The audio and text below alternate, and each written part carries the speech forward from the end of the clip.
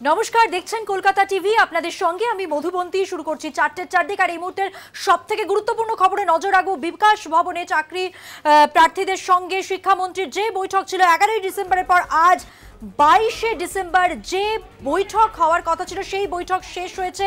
শিক্ষামন্ত্রীর সঙ্গে তাদের যে কথা হয়েছে তা আমরা অবশ্যই আপনাদের জানাবো। তার আগে জানিয়ে রাখি, 11ই ডিসেম্বর বিকাশ ভবনে চাকরি প্রার্থীদের সঙ্গে শিক্ষামন্ত্রীর বৈঠকের পর আজ 22শে ডিসেম্বর যে বৈঠক হওয়ার কথা ছিল সেই বৈঠক কিছুক্ষণ আগেই শেষ হয়েছে।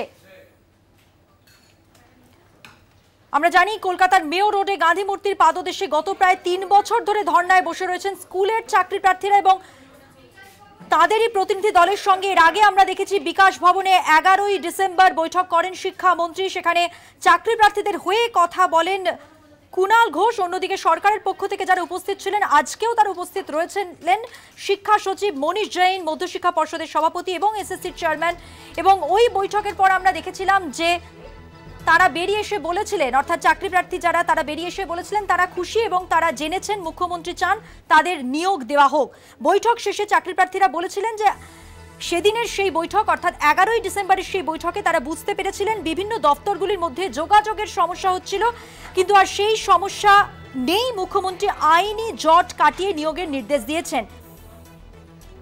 এবার সেই ফল কবে পাবেন তারা, সেই দিকেই তাকিয়ে আজ 22শে ডিসেম্বর এই 10 দিনের মধ্যে কতটা অগ্রগতি হয়েছে সেটা জানার জন্যই তারা অপেক্ষা করছিলেন। আমরা কথা বলবো বৈঠক শেষে ঠিক কি হলো জানবো। আমাদের সঙ্গে রয়েছেন আমাদের প্রতিনিধি শুভঙ্কর মণ্ডল। শুভঙ্কর, এর আগে তোমার সঙ্গে যখন আমার কথা হচ্ছিল 11ই ডিসেম্বরের পর আজ 22শে ডিসেম্বর রিপোর্ট অর্থাৎ মাঝের যে 10 দিন এই বিষয়ে যে অগ্রগতি হওয়ার কথা সে বিষয়ে একটি রিপোর্ট পেশ করার কথা ছিল সরকারের পক্ষ থেকে। চাকরি প্রার্থী তারা আজকে বলেছিলেন তারা ডেডলাইন জানতে চান। কি জানতে পারছো?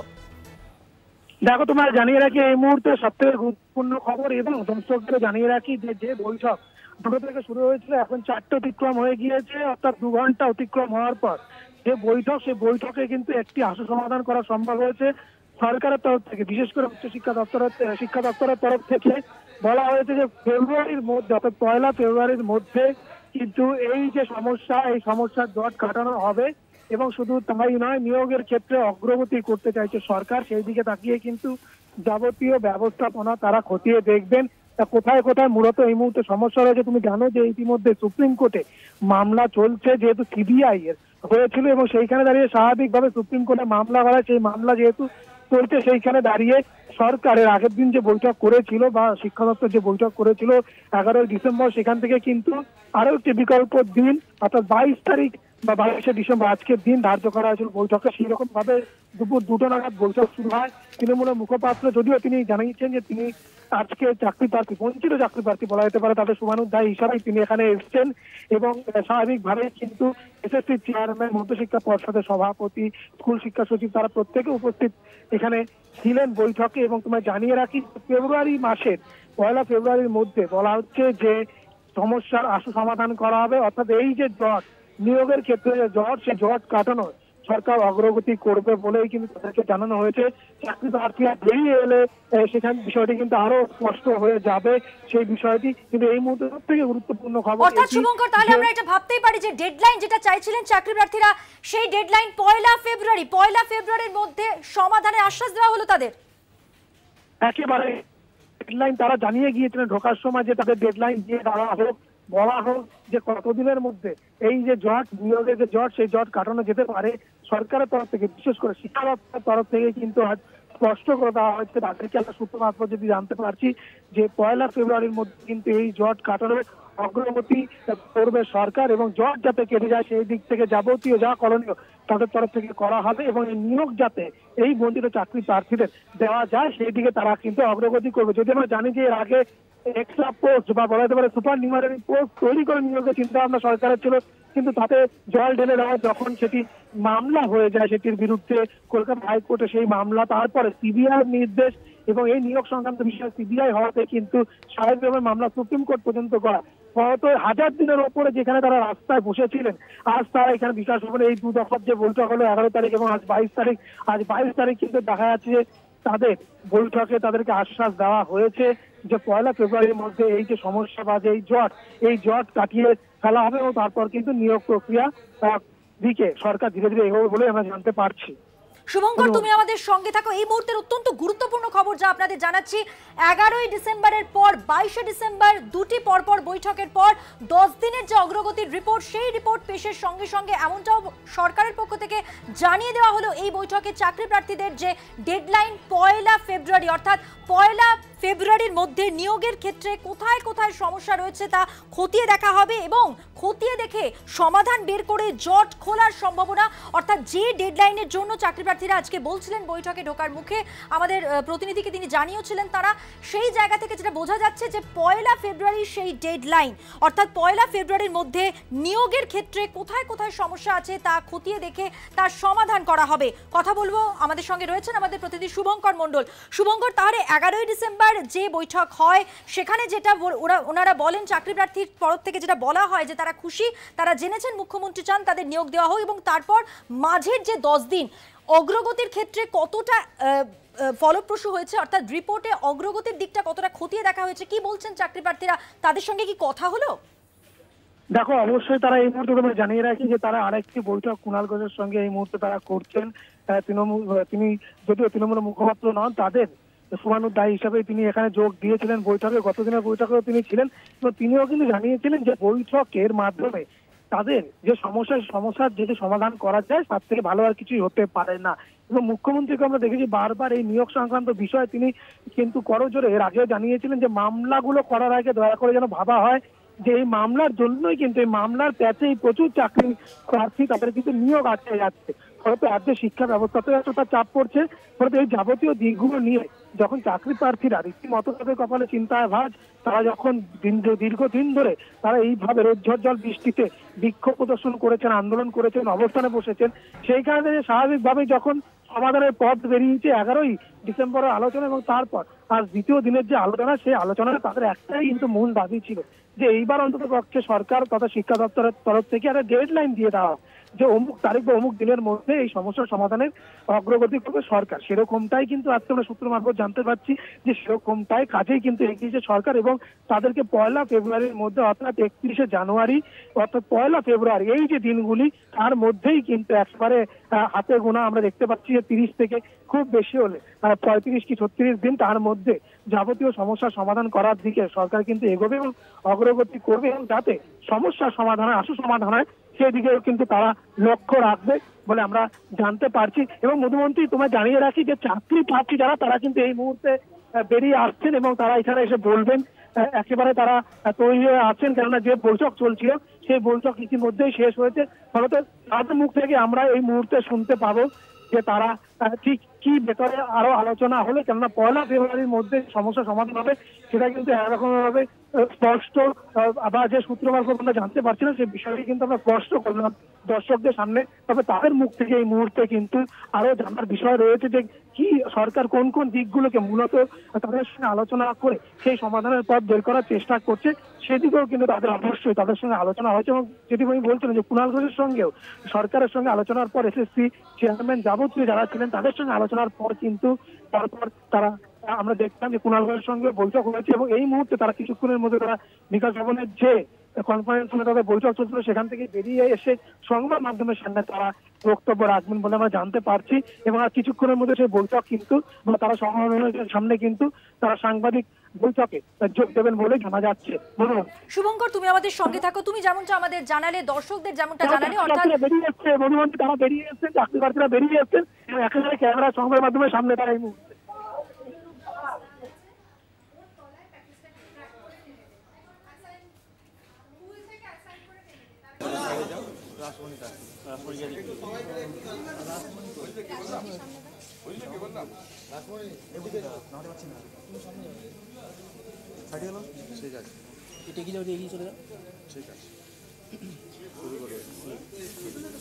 হ্যাঁ বলছি।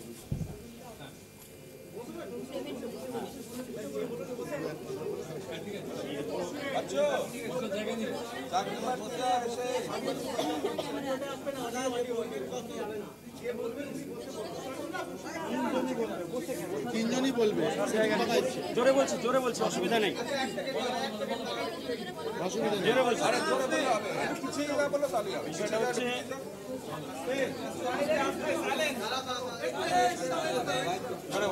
গত 11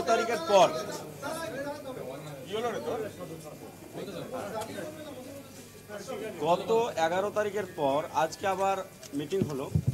এই মিটিংয়ে আমাদের নিয়োগ সংক্রান্ত বিষয়ে দীর্ঘক্ষণ আলোচনা হলো। এখানে সকলেই উপস্থিত ছিলেন, গতদিন যারা উপস্থিত ছিলেন আজকেও সকলে উপস্থিত ছিলেন। সেখানে আমাদের মূল যে বিষয় ছিল আমাদের নিয়োগ কবে হবে বা নিয়োগের প্রোগ্রেসটা কতটা হয়েছে গতদিন থেকে আজকে এসে। তো যেটা আমরা আজকে জানতে পারলাম বা বুঝতে পারলাম, যাবতীয় আইনি ব্যবস্থাকে সম্মান জানিয়ে আমাদের নিয়োগের যে প্রসেস সেটা খুব দ্রুততার সঙ্গে শুরু হয়েছে। আমরা আশা করছি খুব দ্রুত নিয়োগপত্র পেয়ে বাড়ি যাব। এটুকুই আমাদের আলোচনার মূল বিষয়বস্তু বলতে পারি। এটা টোটাল আলোচনার সাপেক্ষেই মাননীয় শিক্ষামন্ত্রী, মাননীয় শিক্ষা সচিব অর্থাৎ প্রিন্সিপাল সেক্রেটারি মহাশয়, মাননীয় চেয়ারম্যান সকলের পক্ষ থেকে একটাই বক্তব্য, যাবতীয় আইনি ব্যবস্থাকে সম্মান জানিয়ে খুব দ্রুততার সঙ্গে প্রসেস এগিয়ে চলেছে। এই প্রসেস সম্পন্ন হলেই কিন্তু আমাদের নিয়োগটা হবে। হ্যাঁ, ডেডলাইনের বিষয়টা বলি। বলছি কথাটা হচ্ছে যে আমাদের আজকে একটা কথা ছিল যে আমরা কতদিনের মধ্যে আমরা ফলটা দেখতে পাবো, সেই ফলের একটা আমরা নির্দিষ্ট ডেট চেয়েছিলাম। সেই ডেটটা আজকে মোটামুটিভাবে আমরা পেয়েছি। 1 ফেব্রুয়ারির মধ্যে আমরা একটা জায়গায় পৌঁছাবো, সেই ডেডলাইনটা আমরা পেয়েছি এবং আশা করছি তার মধ্যেই একটা কার্যকরী জায়গায় আমরা পৌঁছে যাব এবং আমরা নিয়োগপত্র নিয়োগ পেয়ে যেভাবে কার্যক্রম এগিয়ে চলেছে সেই কার্যক্রমের সাপেক্ষে তারা মোটামুটি একটা ধারণা দিতে পারলেন যে এভাবে এগোতে পারলে এতদিনের ভিতরে একটা সমাধানের জায়গায় পৌঁছাবে। শুনুন, নিয়োগপত্র হাতে পেয়ে যাবো কিনা জানি না, তবে নিয়োগপত্র যে পাবো তার নোটিফিকেশন কিন্তু আমরা 1 ফেব্রুয়ারির মধ্যে আশা করছি পেয়ে যাবো।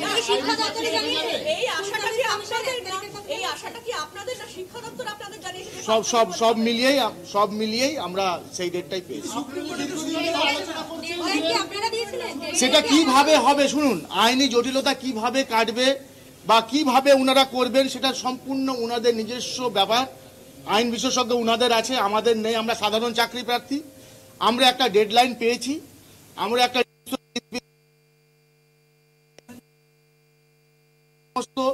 আইনি জটিলতাকে সম্মান জানিয়ে এবং মাননীয় মুখ্যমন্ত্রী এরকমই একটা নির্দেশ এসছে বলেই আমরা এই ডেটটা পেয়েছি। না, আমরা ওখান থেকেই পেয়েছি এবং মাননীয় মুখ্যমন্ত্রীর কাছ থেকেই একটা নির্দেশ এসছে শিক্ষা দপ্তরে যে 1 মাসের মধ্যে আগামী জানুয়ারির মধ্যেই ব্যাপারটাকে একটা জায়গায় নিয়ে আসতে হবে। যে কোনো যত রকম আইনি ব্যাপার আছে সেগুলোকে কিভাবে ওনারা করবেন সেটা ওনাদের ব্যাপার, সেটা আমাদের নিশ্চয় জানার কথা নয়, সেটা ওনাদের নিজস্ব ব্যাপার। আমাদের একটাই জিনিস জানা যে আমরা নিয়োগপত্রটা কখন পাবো আমরা, এবং জটিলতাটা কাটবে কখন, ফাইনাল ডেটটা কখন কেটে যাওয়ার সেটা আমরা একটা মোটামুটি পেয়েছি, সেটা হচ্ছে 1 ফেব্রুয়ারি। আপনি একটা জিনিস বলুন, এই যে 1 ফেব্রুয়ারি কথা বলছেন, তাহলে এই আইনি জট কাটিয়ে নিয়োগপত্র পাওয়া, এটা কি যারা বঞ্চিত তারা শুধু পাবে নাকি যারা ওয়েটিং লিস্টে সবাই? অ্যাকচুয়ালি যারা যোগ্য জেনুইন ক্যান্ডিডেট, ওয়েটিং লিস্টে থাকলেই যে সবাই চাকরি পেয়ে সেরকম নয়, তার মধ্যে যারা জেনুইন ক্যান্ডিডেট, যাদের লিস্টে নাম থাকা নিয়ে কোনো বিতর্ক নেই বা কোনো প্রশ্নচিহ্ন নেই বা ওএমআরসি সবার যাদের ঠিক আছে, কোনো ম্যানিপুলেশনের কোনো প্রশ্ন উঠেনি, যারা সঠিক যোগ্য এবং যোগ্য জায়গায় স্থান করেছে তারাই শুধু পাবে। একটা জিনিস বলুন, এটা কি আপনারা করছেন না শিক্ষামন্ত্রী বলেছেন যে আপনারা 1 ফেব্রুয়ারির মধ্যে নিয়োগপত্র পাবেন? এটা শিক্ষামন্ত্রীর কাছ থেকে পেয়েছি। একই কথা আমরা বারবার বলছি। এই আলোচনাতে যাবতীয় কথা বলছি আমরা 3 জন ব্যক্তিত্বের কথা সাপেক্ষে মাননীয় শিক্ষামন্ত্রী, মাননীয় প্রিন্সিপাল সেক্রেটারি মহাশয় এবং তার সঙ্গে মাননীয় চেয়ারম্যান মহাশয়ের কথার সাপেক্ষে আমরা কথা বলছি। সুতরাং আর কোনো কথা থাকার কথা নাই। কথাটা এটাই যে আমাদের নিয়োগ প্রক্রিয়া আইনি ব্যবস্থাকে সম্মান জানিয়ে আগামী ফেব্রুয়ারি মাসের 1 তারিখের আগেই একটা জায়গায় আমরা পৌঁছে যাব, যেটাতে আমরা নিশ্চিত হয়ে যাব যে নিয়োগটা আমরা নিশ্চিত রূপেই পাচ্ছি।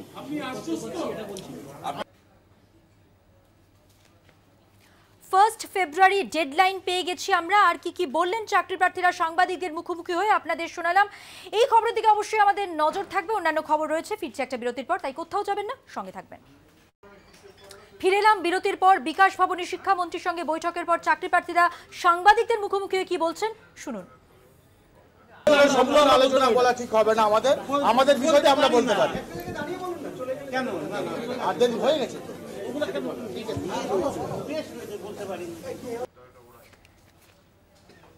22 ডিসেম্বর অর্থাৎ আজ যে বৈঠক ছিল বিকাশ ভবনের শিক্ষামন্ত্রীর সঙ্গে, সেই বৈঠক শেষে সাংবাদিকদের মুখোমুখি হয়েছিলেন চাকরি প্রার্থীরা এবং তারা বৈঠকে ঢোকার মুখেই বলেছিলেন তারা আজকে একটি ডেডলাইন চাইবেন সরকারের পক্ষ থেকে। এবং তারা ফিরে আসার পর যেটা বললেন সাংবাদিকদের মুখোমুখি হয়ে যে তারা ডেডলাইন পেয়েছেন, অর্থাৎ 1 ফেব্রুয়ারি ডেডলাইন পেয়েছেন। তারা আশা করছেন নিয়োগপত্র পাবেন খুব শিগগিরই, জট খোলার সম্ভাবনা রয়েছে এই 1 ফেব্রুয়ারির মধ্যে।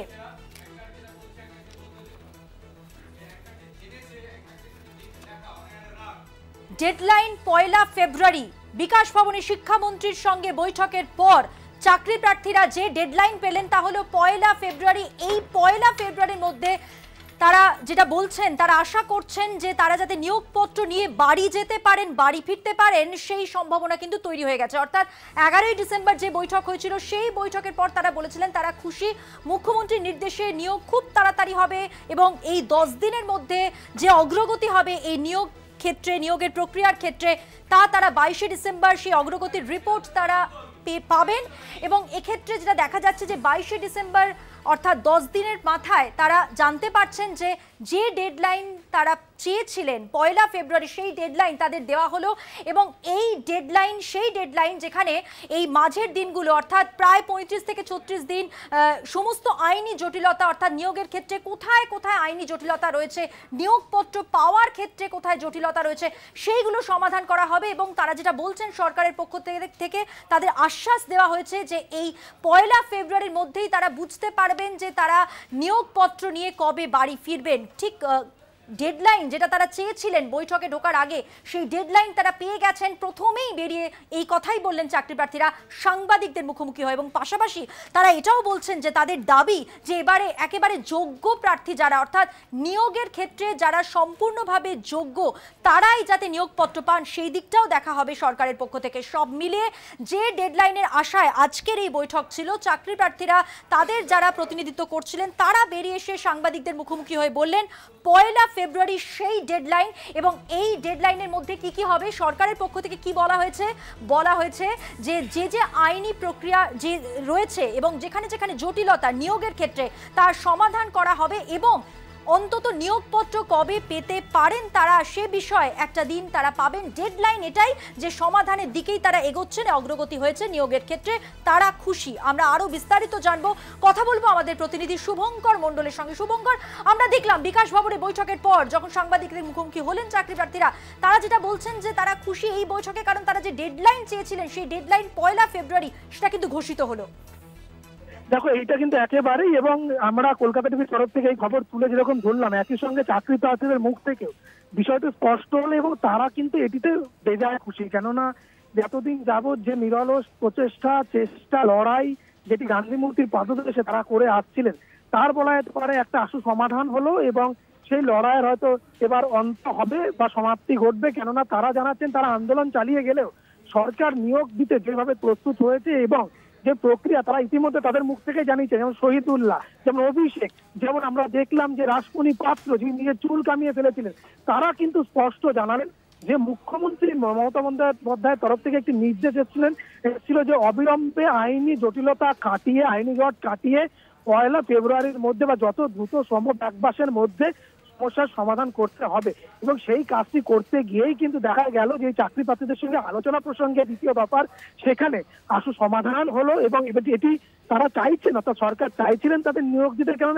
আমরা এর আগেও দেখেছি যে সেখানে কিভাবে সুপার নিউমারি পোস্ট বা অতিরিক্ত বিশেষ পোস্ট তৈরি করে তাদের নিয়োগ দিতে চেয়েছিল সরকার। প্রায় 5000-এর মতো তাদের রয়েছে ক্যান্ডিডেট, কিন্তু চাকরি প্রার্থীরা স্পষ্ট জানালেন যে ওয়েটিং লিস্টে সবাই আছে মানেই যে তারা চাকরি পাবে এমন নয়, যারা যোগ্য এবং জেনুইন ক্যান্ডিডেট তারাই কিন্তু চাকরি পাবেন, অর্থাৎ নম্বরের নিরিখে মেধা তালিকার ভিত্তিতে যারা জেনুইন যারা যোগ্য তারাই কিন্তু চাকরি পাবেন।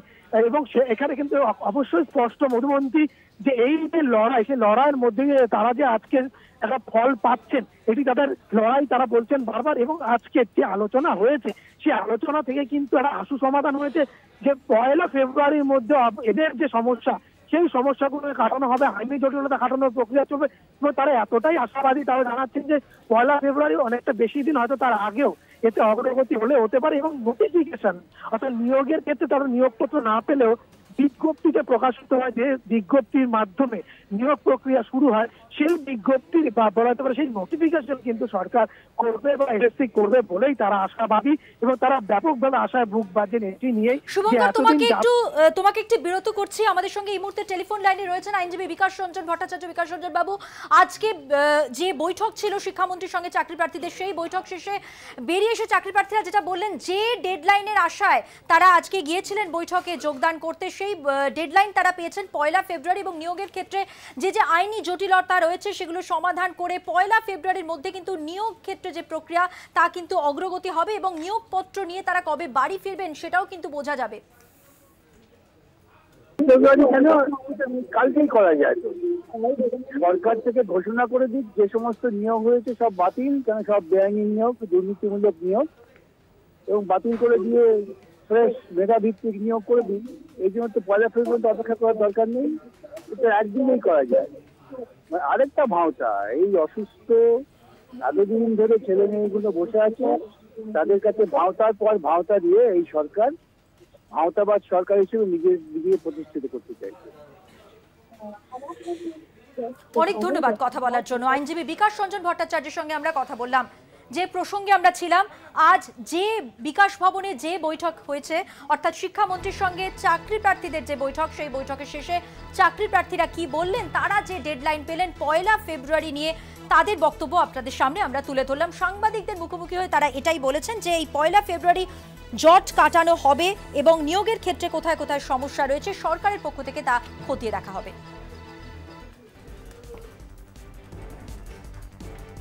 4টের 4 দিকে এখন সময় হয়ে গেছে একটা বিরতির পর থাকছে আরো খবর, সঙ্গে থাকবেন। ফিরলাম বিরতির পর। এখন যে দুটি গুরুত্বপূর্ণ খবরে আমরা নজর রাখবো, আগাগোড়া নজর রেখেছি, তার আপডেট আপনাদের সামনে তুলে ধরেছি। একদিকে ডিএ ধর্ণা, এবং আমরা সকাল থেকে দেখেছি সেখানে পুলিশি বাধা, এবং পাশাপাশি সরকারি কর্মচারীরা তারা সকাল থেকেই নবান্নে আন্দোলনরত এবং দুদিন ধরে এই আন্দোলন চলবে। একদিকে সেই ছবি, পাশাপাশি কিছুক্ষণ আগে যে খবর আপনাদের সামনে তুলে ধরছিলাম, বিকাশ ভবনে আজকে চাকরি প্রার্থী তাদের সঙ্গে শিক্ষামন্ত্রীদের যে বৈঠক ছিল সেই বৈঠক ফলপ্রসূ হয়েছে। এবং তারা যেটা বলছেন, অর্থাৎ চাকরি প্রার্থীরা যেটা বলছেন সাংবাদিকদের মুখোমুখি হয়ে, যে ডেডলাইনের আশায় তারা আজকের এই বৈঠকে যোগদান করেছিলেন সেই ডেডলাইন তারা পেয়েছেন 1 ফেব্রুয়ারি। তারা যেটা বলছেন যে নিয়োগের ক্ষেত্রে যেখানে যেখানে সমস্যা রয়েছে তা কাটিয়ে উঠে নিয়োগ সংক্রান্ত সমস্ত জট কাটানো যাবে 1 ফেব্রুয়ারির মধ্যে, এটাই সেই ডেডলাইন তারা পেয়েছেন। আশা করছেন তারা নিয়োগপত্র নিয়ে কবে বাড়ি যাবেন সে সম্পর্কে একটা রূপরেখা তারা পাবেন, সমাধানের জায়গায় পৌঁছানো সম্ভব হয়েছে এবং 1 ফেব্রুয়ারি এই ডেডলাইনই তারা পেয়েছেন আজকের বৈঠক শেষে। অর্থাৎ 11 ডিসেম্বর যে বৈঠক, 11 ডিসেম্বর যে বৈঠক হয়, তারপর 22 ডিসেম্বর অর্থাৎ আজকের পর 1 ফেব্রুয়ারি তারা সেই ডেডলাইন পেলেন, যেখানে নিয়োগের ক্ষেত্রে যেখানে যেখানে সমস্যা রয়েছে সেই সমস্যা কাটিয়ে উঠে নিয়োগ প্রক্রিয়া এগোনো সম্ভব হবে, এমনটাই সাংবাদিকদের মুখোমুখি হয়ে তারা বললেন। তৃণমূলের মুখপাত্র কুণাল ঘোষ সাংবাদিকদের মুখোমুখি হয়ে কি বলছেন এখন দেখুন। গভীর আইনি জট, খুব জটিল একটা আইনি জট, তাতে এই নিয়োগ এই পদ্ধতি আটকে গিয়েছিল। সেইখান থেকে দাঁড়িয়ে মাননীয় মুখ্যমন্ত্রী মমতা বন্দ্যোপাধ্যায়, আমাদের প্রিয় অভিষেক বন্দ্যোপাধ্যায় এবং অবশ্যই ব্রাত্য বসু এবং শিক্ষা সচিব মনীষ জৈনের কথাও বলবো, তাদের সদিচ্ছায় এই জটটা খোলার একটা পদ্ধতি নিয়ে আলোচনা চলছে এবং কিছু কিছু বিষয়, যে বিষয়টা আজকে নিশ্চিতভাবেই সবিস্তারে বলার কোনো প্রশ্ন ওঠে না, কারণ একটা অনগোয়িং প্রসেস, সেটা নিয়ে তার প্রতি পদক্ষেপে বলতে গিয়ে অহেতুক জটিলতা বাড়ানোর কোনো কারণ ঘটেনি। তো ফলে যত তাড়াতাড়ি সম্ভব কিছু নির্দিষ্ট পদক্ষেপ নিয়ে কোর্ট এবং বিচার ব্যবস্থাকে পূর্ণ সম্মান জানিয়ে এবং কোর্টের বৃত্তের যে প্রক্রিয়া আছে তাকে সম্মান জানিয়ে নির্দিষ্ট কিছু পদক্ষেপ এর সমস্যার সমাধানে নেওয়ার একটা প্রসেস চলছে। কিছু কিছু বিষয় দুপক্ষই ঐকমত্যে পৌঁছেছেন। এখন যেহেতু খুবই জটিল বিষয়, ফলে প্রত্যেকটা পদক্ষেপ ফেলতে গেলেই সেখানে একটু আইনি পরামর্শের ব্যাপার থাকে। ফলে সেই পদক্ষেপগুলি দ্রুত পার করার ব্যাপারে একটি সিদ্ধান্ত হয়েছে। মাননীয় শিক্ষামন্ত্রী তিনি এসএসসি চেয়ারম্যান সিদ্ধার্থবাবু, শিক্ষা সচিব ছিলেন মনীষ জৈন, রামানুজবাবু ছিলেন এবং ল অফিসাররা ছিলেন। ফলে তারা সব মিলিয়ে কয়েকটি বিষয় ঐকমত্যে পৌঁছানো গেছে, সেইটা নিয়ে এগোনো। ফলে যত দ্রুত তাড়াতাড়ি সম্ভব, এর তো খুব নির্দিষ্ট একটা অমুক দিন অমুক সময় জট খুলে যাবে এইভাবে বলা যায় না।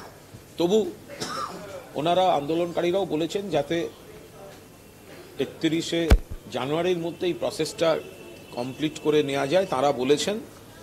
এবং বৈঠকে উপস্থিত তাদের শুভানুধ্যায়ী হিসেবে আমিও তাতে পূর্ণ সহমত পোষণ করেছি। এবং সেই জায়গাটা মাননীয় শিক্ষামন্ত্রীও যত তাড়াতাড়ি সম্ভব এই রিলেটেড যে আইনি মতামত বা প্রশাসনিক পদক্ষেপ যেগুলি, সেগুলো যাতে হয়, কনসার্ন যে অফিসাররা ছিলেন তাদের নির্দেশ দিয়েছেন। ফলে একেবারে দিনক্ষণ পাঁজি ধরে এত জটিল বিষয়, এতটাই জটিল বিষয় এবং এত রকম মামলা সংক্রান্ত জটিলতা যে ওইভাবে দিনক্ষণ সময় যদি নাও বলা যায়, তবুও একটা কিছু ধরে এগোতে হয়। তো ফলে আন্দোলনকারীরা একটা অনুরোধ করেছিলেন, যখন সবাই কিছু কিছু বিষয় ঐকমত্যে পৌঁছলেন, যে যদি এটা এই প্রসেসটা জানুয়ারি মাসের মধ্যে কমপ্লিট করা যায়। এবং তারা এতদিন ধরে এই আন্দোলনে রয়েছেন, রাস্তায় রয়েছেন, মুখ্যমন্ত্রীর পুরো সহমর্মিতা সহানুভূতি তাদের প্রতি রয়েছে। অভিষেক তো তাদের সঙ্গে বৈঠক করেছেন, ব্রাত্য খুব সিরিয়াসলি দেখছেন। ফলে আমিও তাদের এই দ্রুততার সঙ্গে জানুয়ারি মাসের মধ্যে প্রসেসটা যাতে শেষ করা যায় বা একটা জায়গায় পৌঁছানো যায়, আমিও তাদের সঙ্গে এই টাইম বাউন্ড বিষয়টা সহমত পোষণ করেছি। মুখ্যমন্ত্রীর তরফ থেকে কি এরকম কোনো নির্দেশ এসেছে যে 1 ফেব্রুয়ারি থেকে নিয়োগ প্রক্রিয়া শুরু হয়ে যাবে, নোটিফিকেশন বেরোবে? না, সেরকম না না না না না, এটা এই ধরনের যেন ভুল ধারণা না হয়। মুখ্যমন্ত্রীর তরফ থেকে অমুক দিন ধরে নোটিফিকেশন অমুক এরকম কোনো নির্দেশের বিষয় নেই। মুখ্যমন্ত্রীর বেসিক স্পিরিটটা জটটা খুলে তিনি দ্রুত নিয়োগ চান।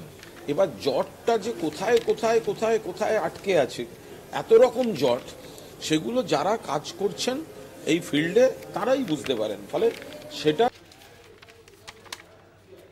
কুণাল ঘোষের বক্তব্য আপনাদের শোনালাম। আজকের এই বৈঠকে কুণাল ঘোষও ছিলেন এবং তিনি শুভানুধ্যায়ী হিসেবে চাকরি প্রার্থীদের পাশে রয়েছেন এবং এই প্রক্রিয়া যাতে দ্রুত শুরু হয় এবং শেষ হয় সেদিকে তারও নজর রয়েছে। অবশ্যই এই খবরের দিকে আমাদের নজর থাকছে। এবার চোখ রাখবো আরও একটি গুরুত্বপূর্ণ খবরের শুরুতে। যেমনটা বলেছিলাম, সকাল থেকে যে ছবি আপনাদের দেখাচ্ছি, নবান্নের সামনে সরকারি কর্মচারী তাদের যে আন্দোলন চলছে এবং সেই আন্দোলনে পুলিশি বাধা প্রাপ্ত হয়, সেই আন্দোলন আপনাদের সেই ছবি দেখিয়েছি। এবং বাড়তি 4% ডিএ বৃদ্ধির ঘোষণা গতকালই মুখ্যমন্ত্রী করেছিলেন, তারপরেও কিন্তু এই আন্দোলন অব্যাহত।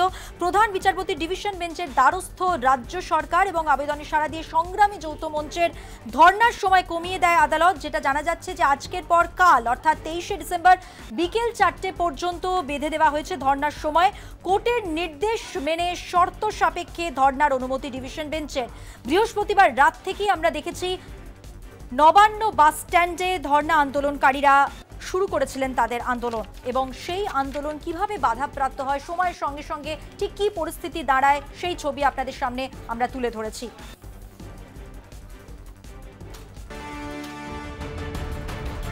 বৃহস্পতিবার নবান্ন বাসস্ট্যান্ডের সংগ্রামী যৌথ মঞ্চের ধর্নায় অনুমতি দেয় হাইকোর্ট। 22 থেকে 24 ডিসেম্বর শর্ত সাপেক্ষে দেওয়া হয় ধর্নার অনুমতি। সেই নির্দেশকে চ্যালেঞ্জ করে প্রধান বিচারপতির ডিভিশন বেঞ্চে যায় রাজ্য সরকার। নবান্ন থেকে অবস্থান সরাতে বিচারপতি রাজশেখর মান্থার নির্দেশকে চ্যালেঞ্জ করে আবেদন করা হয়।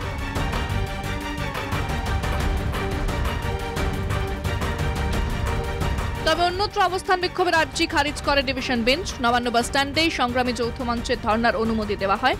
তবে রাজ্যের আবেদনে সাড়া দিয়ে বেঁধে দেওয়া হয় ধর্নার সময়সীমা। 24-এর বদলে 23 ডিসেম্বর বিকেল 4টে পর্যন্ত ধর্নার অনুমতি দেয় প্রধান বিচারপতির ডিভিশন বেঞ্চ। ক্রিসমাস ভ্যাকেশন পড়ছে বলে টাইমটা একটু শর্টেন করেছেন, সেটা আমরা মেনেও নিয়েছি। বিকেল 4টে পর্যন্ত কালকে, যেটা রোববার পর্যন্ত ছিল, আর বাকি সিঙ্গেল বেঞ্চে যা অর্ডার ছিল তাই বহাল থাকবে। বৃহস্পতিবার মাঝরাত থেকেই মঞ্চ বেঁধে ধর্নায় বসেন সংগ্রামী যৌথ মঞ্চের আন্দোলনকারীরা। অভিযোগ, আদালতের অনুমতি থাকা সত্ত্বেও ধর্না তুলে নেওয়ার জন্য বারবার মাইকিং করতে থাকে পুলিশ। পুলিশের সঙ্গে ধস্তাধস্তিতে জড়িয়ে পড়েন আন্দোলনকারীরা।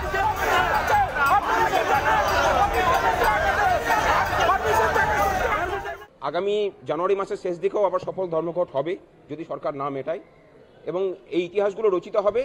আলটিমেটলি একটা অত্যাচারী শাসকের হাত থেকে রাজ্যবাসীকে মুক্তি দেওয়ার জন্য এই ইতিহাসগুলো তৈরি করতে করতেই সংগ্রামী যৌথ মঞ্চ জয়লাভ করবে। এবং এই জয় কেবলমাত্র ডিএর জন্য নয়, এই লড়াইটা এই রাজ্যের শিক্ষিত ছেলে মেয়েদের সামনে যে দিশাহীন ভবিষ্যৎ এই রাজ্য সরকার উপহার দিচ্ছে তাকে সুনিশ্চিত করা এবং নিশ্চিত ভবিষ্যতের দিকে রাজ্যটাকে নিয়ে যাওয়ার লড়াই। আমাদের দাবি যদি আদায় না হয় আগামী দিনে আমরা লাগাতার ধর্মঘটের দিকে যাব।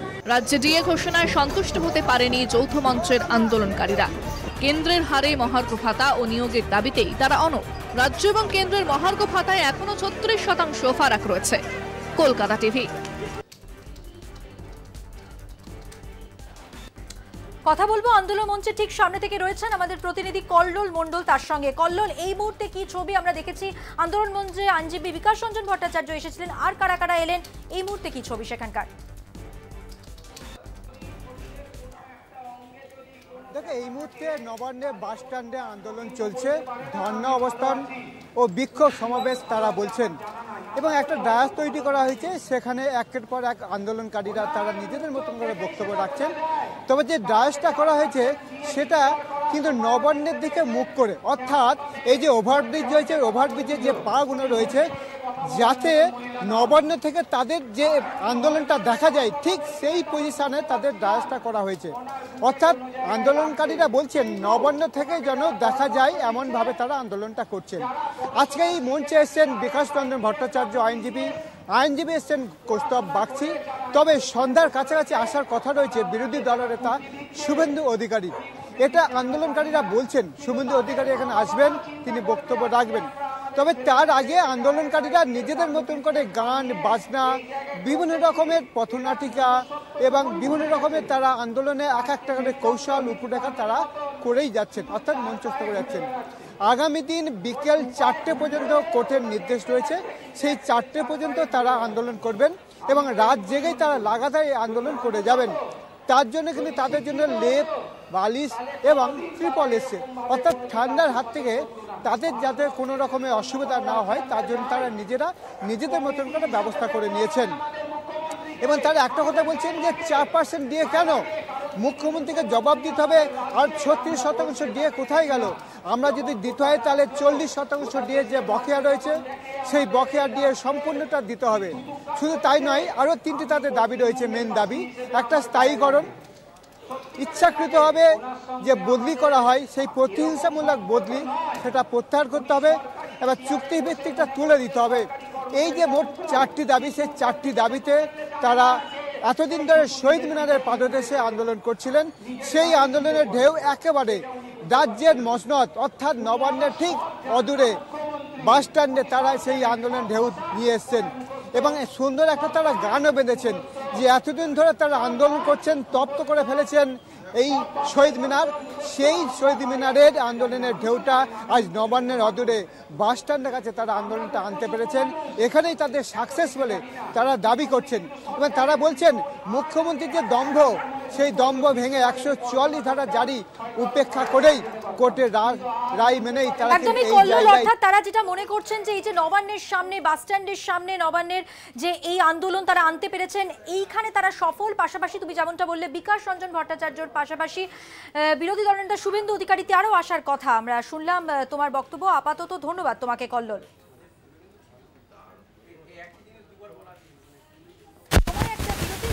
থাকছে আরো খবর, সঙ্গে থাকবেন। যে খবরে আমরা এর আগে নজর রেখেছিলাম, আজকে বিকাশ ভবনে শিক্ষামন্ত্রী ব্রাত্য বসুর সঙ্গে যে বৈঠক ছিল চাকরি প্রার্থীদের, সেই বৈঠকের পর এই মুহূর্তে শিক্ষামন্ত্রী ব্রাত্য বসু কি বলছেন সরাসরি শোনাবো, দেখুন। প্রথম কথা হচ্ছে, আমি মুখ্যমন্ত্রী বাড়ির দরজায় বিক্ষোভ হচ্ছে কিনা বা আমি যখন মিটিং করছি তখন বিক্ষোভ হচ্ছে কিনা, এটাতে বড় কথা না। বিক্ষোভ রোজই কোথাও না কোথাও হয়।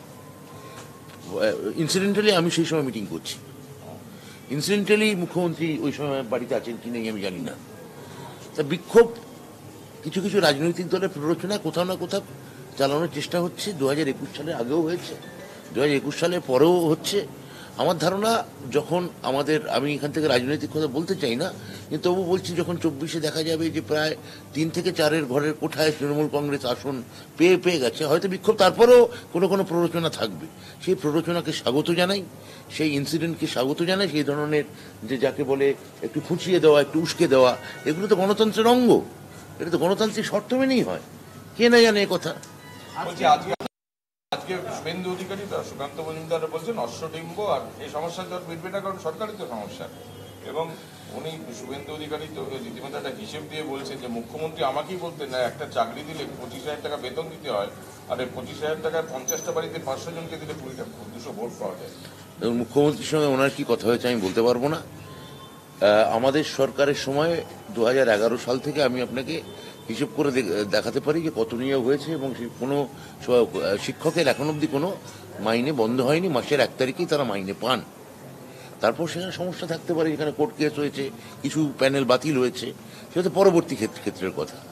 কিন্তু আমাদের রাজ্যে এই ধরনের কোনো মানে শিক্ষকদের মাইনে দিতে হবে বলে চাকরি দেওয়া হবে না, আমার মনে হয় না। এই ধরনের কোনো মানে অনুপপত্তি কেউ সৃষ্টি করতে পারে। এটা একটা ভুল জায়গায় ভুল কথা বলা হচ্ছে। তবু 1 ফেব্রুয়ারির কথা ওনারা বলেছেন, দাবি পেশ করেছেন।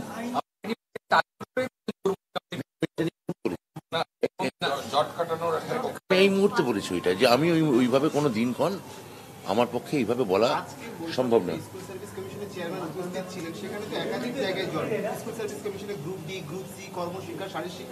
ঠিকই তো, না পার্টিকুলার ওনাদের বিষয়টা নিয়ে আলোচনা হয়েছে। তবে যেহেতু আজকে ওনাদের সঙ্গে বৈঠক ছিল, কিন্তু আমরা যদি জট খুলি তাহলে সেটা সার্বিকভাবেই আমরা চেষ্টা করব পুরো জটটা খোলার, কোনো নির্দিষ্ট কোনো গোষ্ঠীর নয়, অংশের নয়। হ্যাঁ, খুললে যা সমস্যা আগে হয়ে আছে আমরা চেষ্টা করব সার্বিকভাবে সেটাকে দেখার। হাইকোর্টে হলফনামা দিয়েছে, তাতে নিজেরাই বলছে যে 8,500 চাকরি হচ্ছে দুর্নীতি হয়েছে, 8,500 নিয়োগপত্র। স্কুল সার্ভিস কমিশন যারা নিয়োগপত্র সুপারিশ করে তারাই নিজে বলছে। না, এটা তো একটা সময় একটা ঘটনা ঘটেছে আমাদের সরকারের সময়। আমাদের একটা বডি একজন চেয়ারম্যান একরকম কথা বলেছেন, পরবর্তী ক্ষেত্রে অন্য এখনকার চেয়ারম্যান তিনি এসে সেটাকে শুধরানোর চেষ্টা করছেন, সংশোধনের চেষ্টা করছেন। তো ওটা তো ওইভাবে একটা নিরবচ্ছিন্ন প্রক্রিয়া নয়। ওটাতে একটা মানে এর একটা মানে ছেদ আছে। একটা মাঝখানে 2021 সালে একটা ইলেকশন হয়েছে, তার নতুন মন্ত্রকের দায়িত্বপ্রাপ্ত কেউ নতুন এসছেন, তার অধীনস্থ বডির কেউ অন্য কেউ দায়িত্ব পেয়ে এসছেন।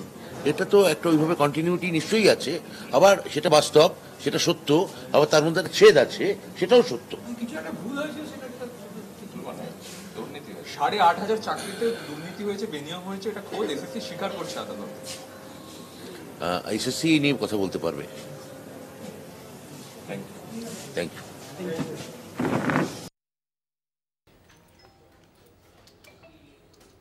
সময় একটা বিরতির পর থাকছে আরো খবর, সঙ্গে থাকবেন।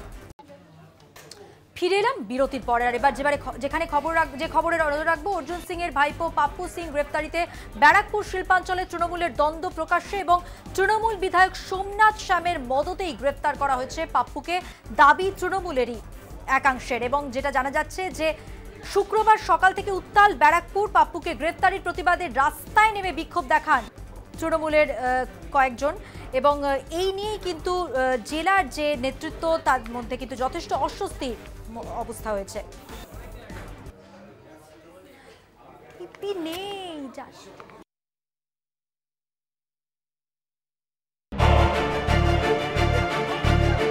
ব্যারাকপুরে ফের একবার তৃণমূল ভার্সেস তৃণমূল। জগদ্দলের তৃণমূল কর্মী ভিকি যাদব খুনের ঘটনায় অর্জুন সিং এর ভাইপো পাপ্পু সিংকে গ্রেফতার করে পুলিশ।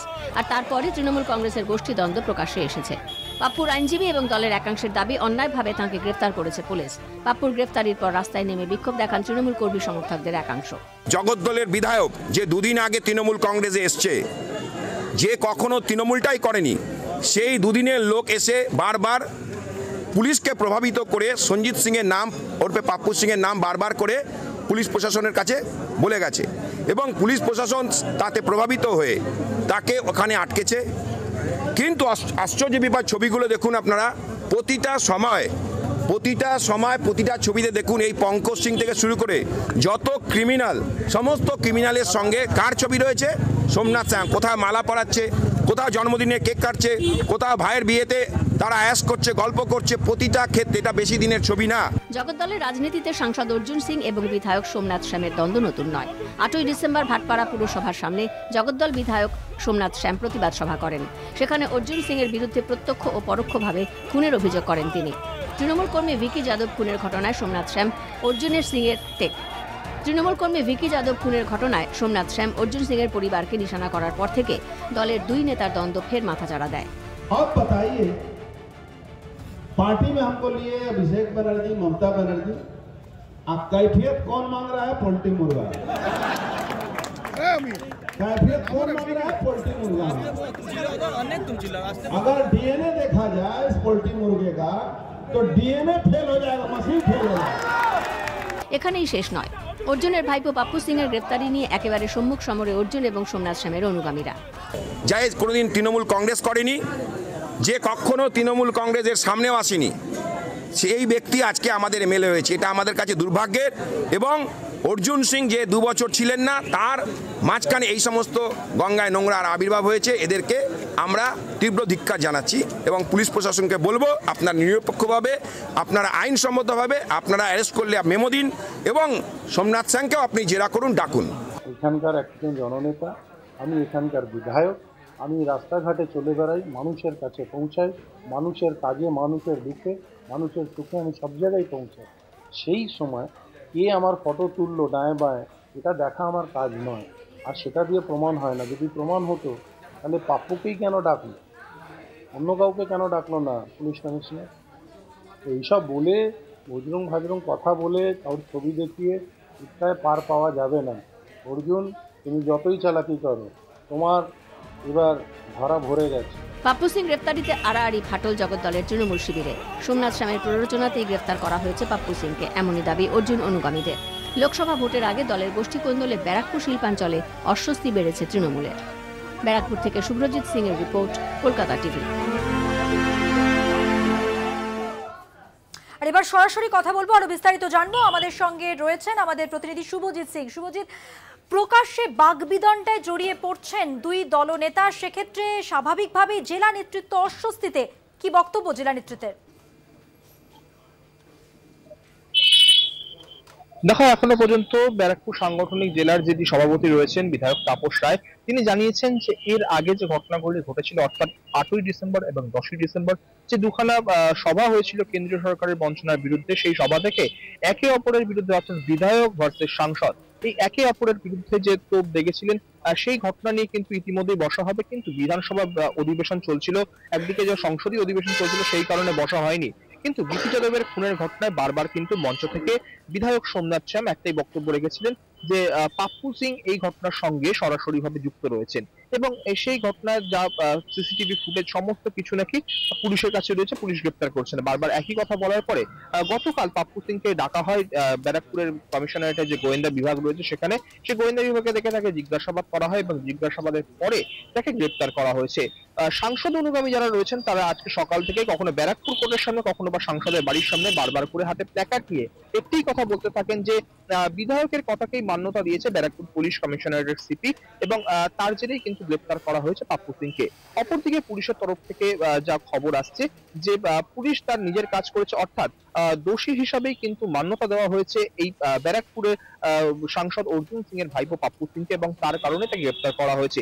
ইতিমধ্যেই পাপ্পু সিং এর বিরুদ্ধে 302, 25/27 এবং 120B ধারায় ইতিমধ্যেই কিন্তু মামলা রুজু করা হয়েছে। এখনো পর্যন্ত কোর্টে হিয়ারিং চলছে, এখনো পর্যন্ত কোনো রায় বেরোয়নি। যতক্ষণ রায় বেরোচ্ছে বা কি হচ্ছে পরবর্তী অবস্থা আমরা এখনো অবধি একদমই। আপাতত ধন্যবাদ শুভজিৎ, তোমার কথা বললাম আমাদের প্রতিনিধি শুভজিৎ সিং এর সঙ্গে। 4:04 আজকের মতো এ পর্যন্তই। দেখছেন কলকাতা টিভি, রাত দিন 7 দিন।